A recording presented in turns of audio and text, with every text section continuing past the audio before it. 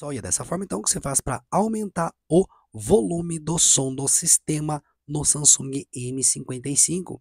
Para fazer isso, pessoal, o painel de configurações, som e vibração, e aqui você pode regular pelo som do sistema, aqui ó, você pode aumentar aqui, ou você pode ir pelo volume aqui também e vem em sistema e aumenta para aqui também. Ou você pode ir pelas teclas de volume, você clica uma vez, clica nesses três tracinhos aqui e você vem até ó, sistema aqui e aumenta por aqui também, tá ok? Na tela final vai aparecer alguns vídeos aí se possa lhe interessar, espero também ter te ajudado de alguma forma e até o próximo vídeo. Tchau, tchau!